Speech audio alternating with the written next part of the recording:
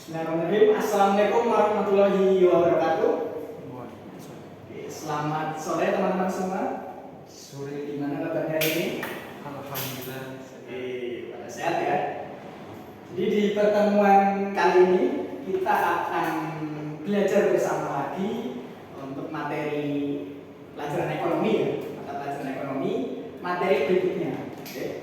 Di pertemuan sebelumnya kita sudah mempelajari materi apa dia masnya? Oke, benar ya. Indeks harga konsumen. Nah, jadi di pertemuan sebelumnya kita sudah mempelajari mengenai indeks harga konsumen. Indeks harga konsumen itu apa? Oh iya, benar sekali. Indeks harga konsumen benar yang dikatakan oleh Ferry ya. Jadi indeks harga konsumen adalah harga rata-rata dari yang mau dibeli oleh konsumen ya. Jadi di total semua kemudian dicari rata-ratanya. Nah, IHK ini atau namanya indeks harga konsumen ini nanti berkaitan dengan materi yang akan kita pelajari bersama ya. Gitu. Oke. Saya harap kalian juga tidak lupa ya dengan saya. Jadi kalau lupa mungkin yang kemarin belum berangkat, perkenalkan nama saya Herlambang Farul Ramadan atau bisa dipanggil Kak Lambang ya. Jadi bagi kemarin yang belum berangkat, perkenalkan nama saya Kak Lambang ya. Saya mengampu pelajaran ekonomi seperti itu. Oke, saya rasa cukup ya. Kita masuk ke materi yang baru atau yang sekarang yaitu inflasi. Nah, sebelum masuk ke materi, kita akan mengetahui dulu kita akan belajar apa ya hari ini. Jadi di belajar apa hari ini? Yang pertama, kita akan membahas mengenai apa itu inflasi. Jadi itu. Kemudian yang kedua ada perhitungan inflasi. Bagaimana sih caranya menghitung inflasi? Yang ketiga, kita juga nanti akan belajar mengenai jenis-jenis inflasi. Oke. Kemudian yang keempat, kebijakan untuk mengatasi inflasi. Sampai sini ada yang mau ditanyakan? Tidak ya? Oke, kita langsung masuk saja ke materi ya. Masuk ke materi yang pertama yaitu terkait apa itu inflasi. Oke. Apa itu inflasi? Oke. Apa itu inflasi ya? Ada yang pernah dengar inflasi? Pernah ya mungkin ya di berita ya, misalnya Indonesia inflasinya sekian persen. Lalu kalau seperti itu berarti apa definisi inflasi? Ada yang tahu? Belum tahu ya. Jadi inflasi itu merupakan kondisi ya, di sini kondisi di mana suatu barang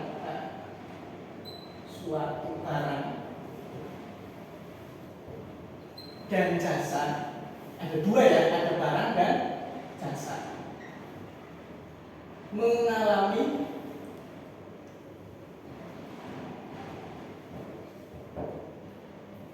kenaikan harga secara umum ya, dan luas ya. Jadi di sini ada kata kuncinya ya, di sini ada secara umum. Artinya nggak cuma satu barang aja, sama jangkauannya itu luas. Oke.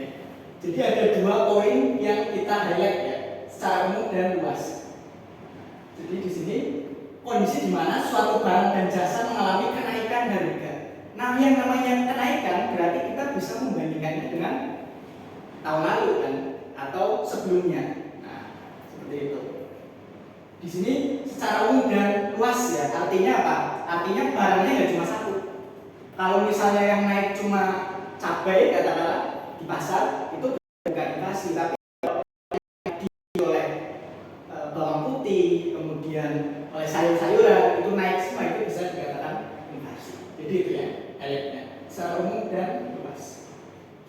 Atau inflasi itu juga bisa dikatakan adalah penurunan.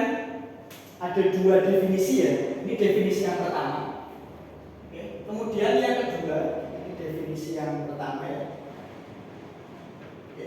Yang kedua itu terkait dengan penurunan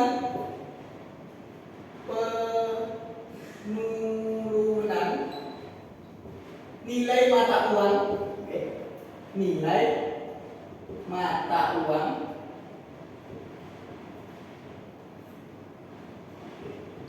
terhadap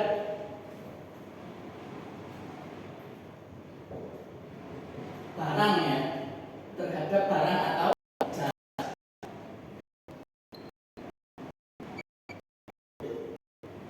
Jadi tapi sama ini hanya perbedaan sudut pandang seperti itu. Misalnya untuk yang contoh ini, misal contohnya itu ketika contoh ya, misalnya dulu itu untuk 1 liter bensin ya, 1 liter bensin katakanlah bensin pertalite ya, atau pertama aja, pertama mungkin dulu harganya di 2000 berapa? 2000 misalnya 2015 katakanlah misalnya harganya sekitar Rp 10.000 misalnya. Nah, sekarang 1 liter pertama itu harganya sudah di 2025 ini sudah sekitar 12 ribuan nih. Atau kalau dulu masih zaman ada premium ya, premium itu sempat saya di 2010 mungkin 2011 itu harganya 1 liter. Sekarang waktu masih ada premium waktu itu dulu itu sudah mencapai 10.000 harganya, artinya ada kenaikan.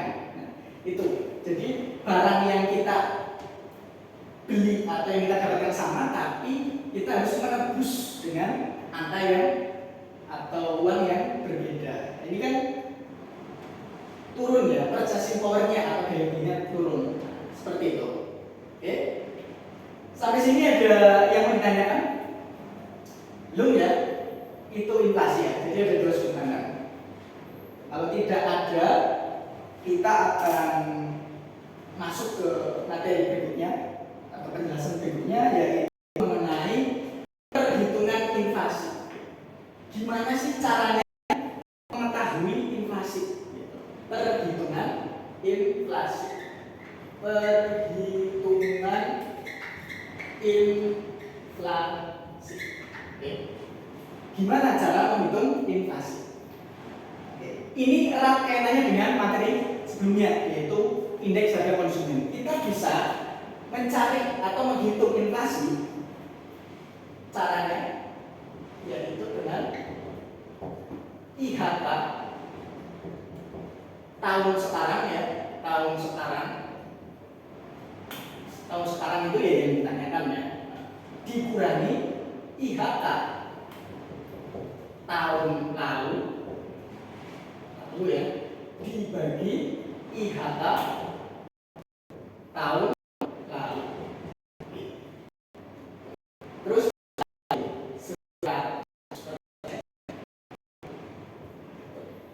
kali satu rumusnya ya, rumus kait inflasi. Ini kait inflasi.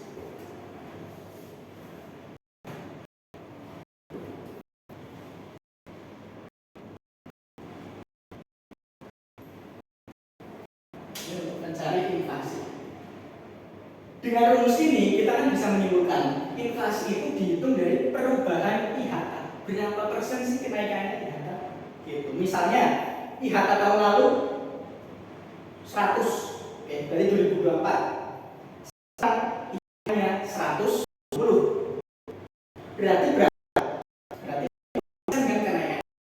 Itu inflasinya berarti dikatakan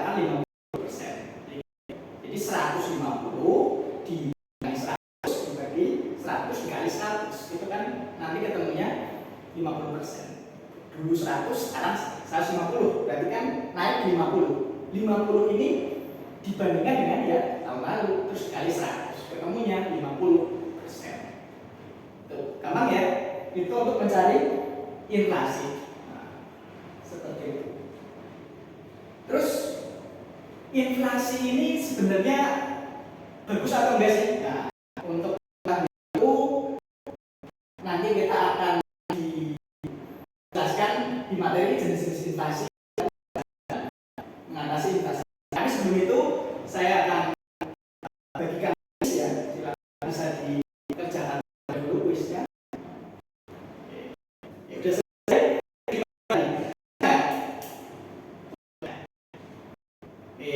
Nggak ada yang ditanyakan ya?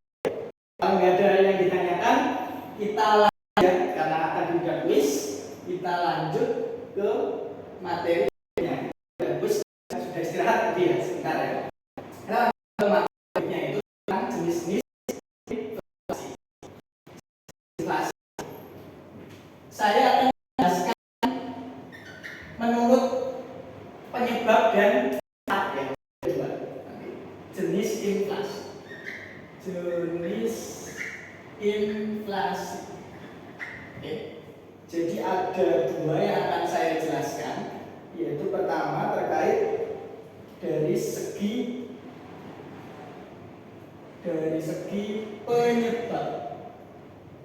penyebab. Sini ya. Dari segi penyebab itu ada dua ya. Yang pertama itu demand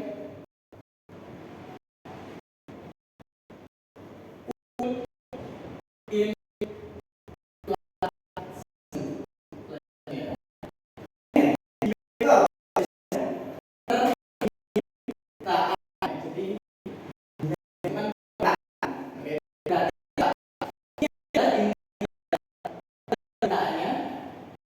Permintaannya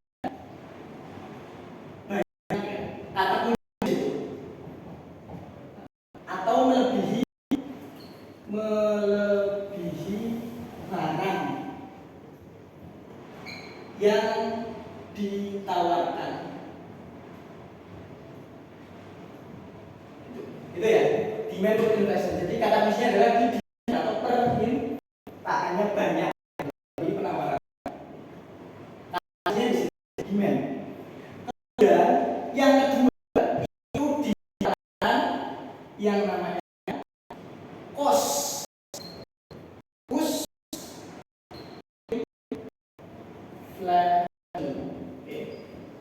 Kata kuncinya di mana? Kuncinya di cost. Kalau tahu bahasa Inggrisnya cost, itu apa artinya? Biaya. Ini kan biaya. Maksudnya apa? Ya biayanya lagi naik. Biaya naik maksudnya apa? Terkait misalnya bahan baku atau faktor produksi. Tidak cuma bahan seperti itu. Biaya naik. Nah, jadi ada dua permintaan. Harga suatu barang naik, kenapa sih? Ya mestinya permintaannya banyak. Kalau yang bukan saya penjual mesti saya melepas harga yang paling tinggi. Misalnya ini 3 ya. Kemudian yang beli ada 10. Ya saya akan lepas spidol ini ke orang yang mau membeli dengan harga yang paling tinggi. Siapa yang mau beli? Saya akan lepas. Logikanya gitu, rasional ya. Kalau cost inflation ini terkait dengan bahan bakunya.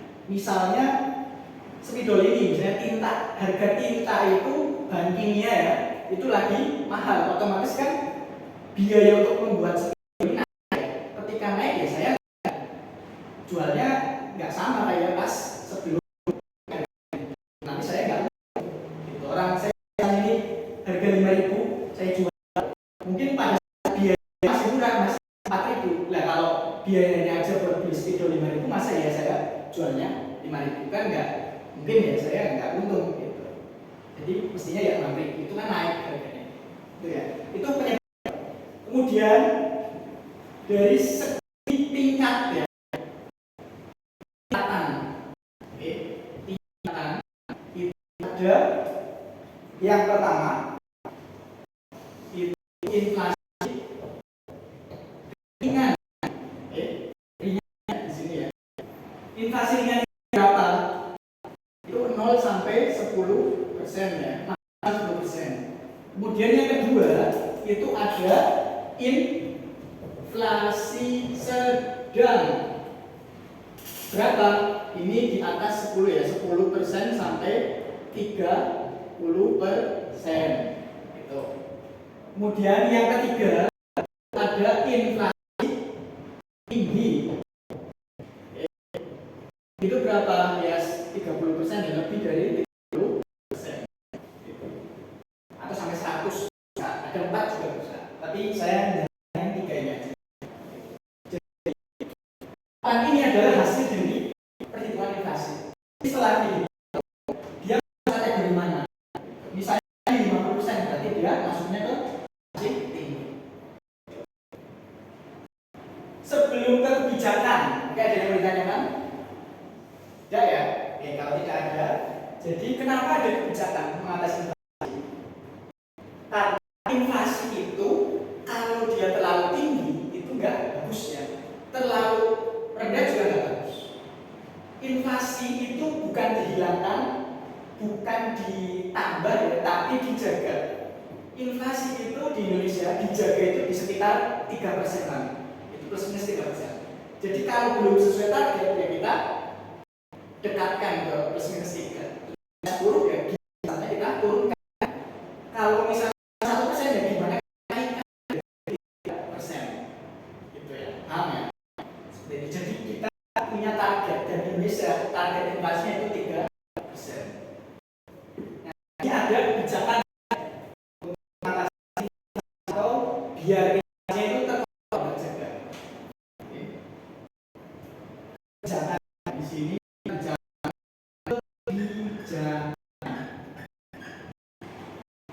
mengatasi inflasi,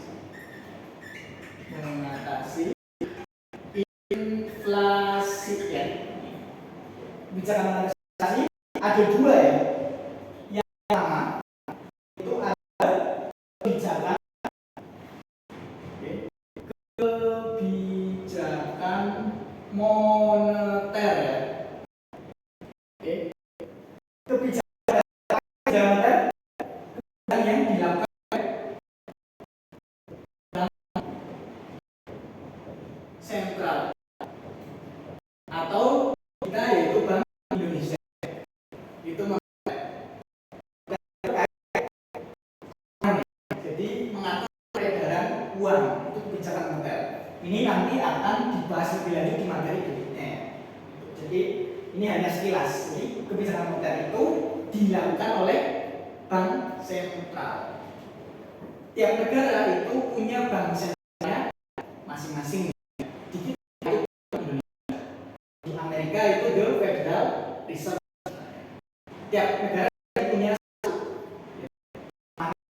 Kita Indonesia. Seperti itu. Ini terkait mengatur peredaran uang. Kalau pada saat inflasi, banknya dikitkan naik. Di kebalikannya resesi atau bahkan deflasi kita gelontorkan dan uangnya kita banyakin, itu ya. Sekilas nanti lebih dalam di kebijakan ekonomi.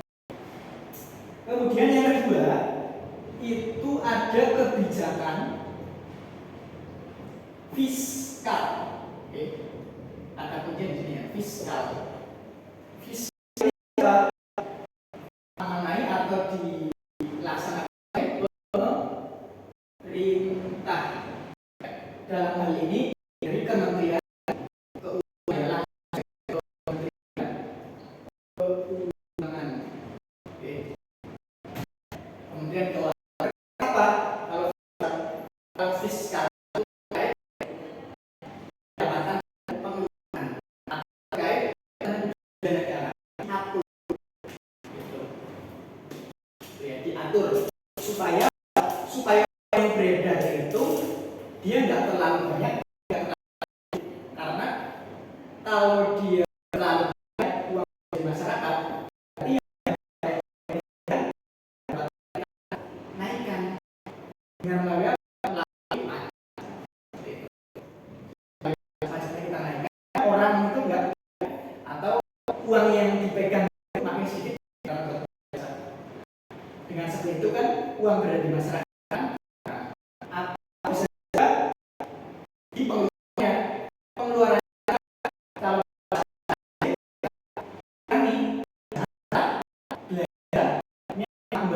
belanja artinya uang beredar di masyarakat nambah banyak.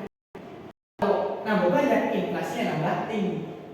Sebenarnya sederhana, prakteknya susah. Jadi kalau beredar di masyarakat banyak, itu pasti jadi inflasi. Kalau resesi, contohnya resesi besar, resesi berlanjutan menyebabkan mungkin harga turun bagus, ekonominya inflasi, orang lebih penting inflasi. Karena inflasi itu akan yang ini yang jual punya kalau ini kan jadi konsumen kenapa? Jadi tempatnya seperti ada yang mau ditanyakan? Kita sampai jawab ya. Oke, masih ya. Itu untuk yang mana yang mau ditanyakan? Ada? Oh, ada.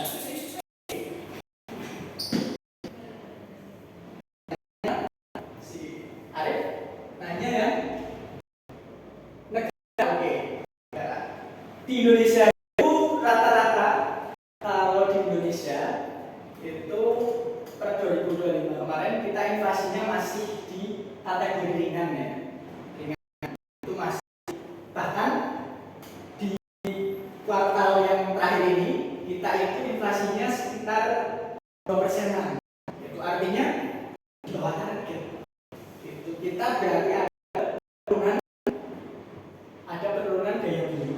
Berarti kita juga bisa diagnosis masyarakat itu lagi pada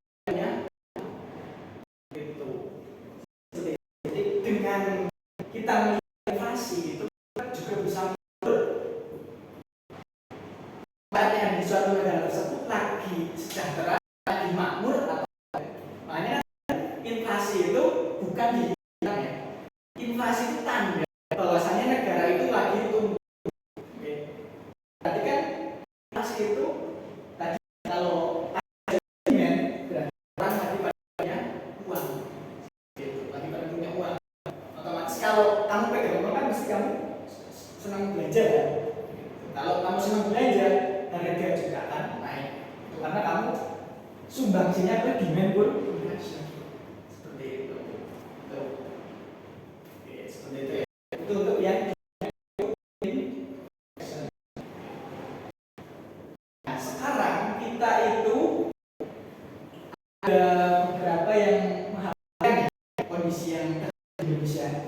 Di Indonesia itu kita permintaannya turun, tapi kenapa harganya naik? Nah itu kan jadi pertanyaan. Ya karena karena biaya naik. Gitu. Biaya apa? Kita ini kan sejak tahun 1980 itu kita sudah keluar dari organisasi OPEC ya, pengekspor minyak. Kita sekarang juga sering impor karena tidak bisa mencukupi dalam negeri. Nah, makanya kita impor sekarang dari Timur Tengah. Nah, maka dari itu sekarang apalagi sekarang lagi perang ini ya, Iran sama Israel ya. Dan Israel tambah minyaknya tambah melambung tinggi. Energi itu lagi melambung. Kenapa? Karena pada saat perang otomatis kan orang yang mendistribusikan itu kan nggak mungkin posisi rudal yang tembakan kemudian nganter minyak karena risiko. Misalnya nggak usah itulah kalau kalian bisa membayangkan misalnya kalian lihat misalnya kuliah terus di jalan situ lagi ada musuhan ya mestinya nggak mungkin kan kalau diproses langsung malah bisa kena sasaran yang tadi atau ada tahapan berhenti dulu. Nah itu kan menghambat sini butuh ibaratnya belum dikirim minyaknya belum datang. Nah, kan terjadi apa namanya kalau semester pada saat kelas 10 terjadi apa? Benar kelangkaan. Kalau terjadi kelangkaan ya biayanya kan naik ya, atau bahan bakunya akan naik karena jumlahnya sedikit, yang minta banyak. Tadi analoginya kayak spidol tadi, saya punya 3 spidol, yang minta ada 10. Ini kan nggak bisa diterima oleh 10 orang, didapatkan oleh 10 orang. Ya saya kan milih siapa yang beli dengan harga yang murah, saya akan lepas gitu. Otomatis saya dapat 3 artinya apa? Artinya terjadi itu yang terjadi di Indonesia sekarang. Jadi tapi naik, yaitu harga-harga kan jawabannya turun, harganya naik karena biaya. Nggak mungkin kan orang barangnya naik, harganya naik, karena biayanya ada dua. Sebagai penjual ya, kamu nggak untung, atau kalau dinaikkan ya mungkin akan sedikit atau berapa pembelinya. Itu kan pembelian itu, tapi ya mau nggak mau ya naikin. Atau juga nanti orang yang butuh itu akan tetap beli gitu ya. Apalagi barang-barang yang inelastis ya. Nah, masih ingat ya inelastis kelas 10? Itu mau berapapun harga minyak, bensin, kalau naik nggak mau mesti kalian gitu ya. Kalau misalnya di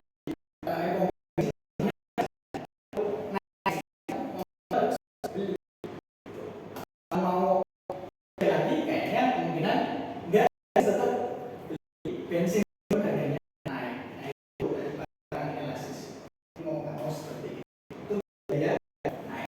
Oke, ada yang mau ditanya lagi?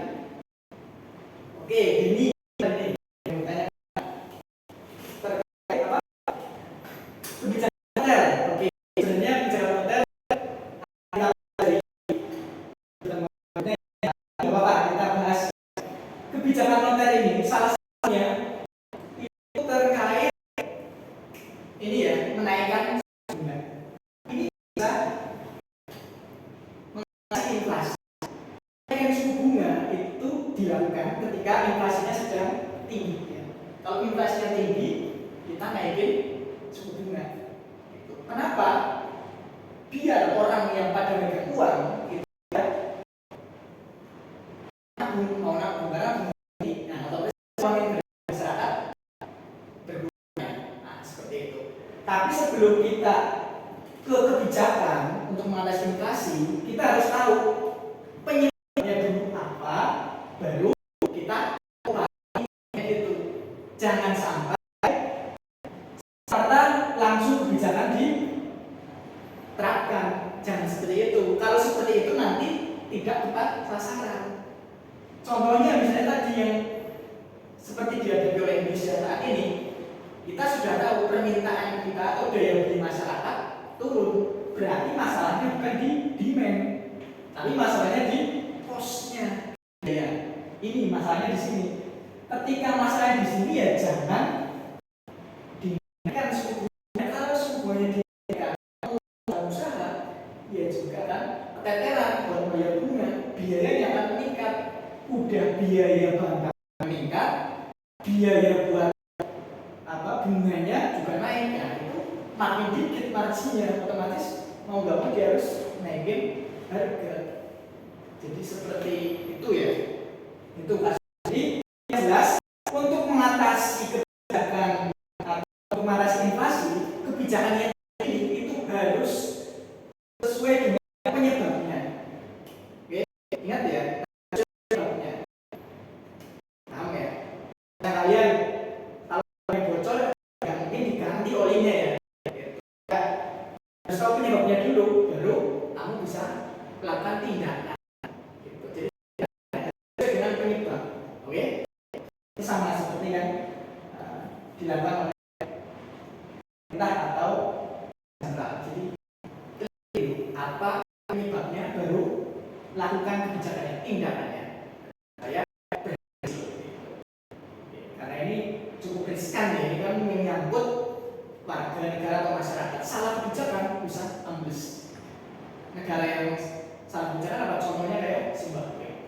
Nah, itu inflasinya gila. Nah, ini ada hiperinflasi di atasnya ini ya. Oke. Saya kira pembelajaran hari ini masih ada pertanyaan? Sudah? Sudah? Oke, sudah ya. Berarti untuk mengakhiri kelas pada hari ini saya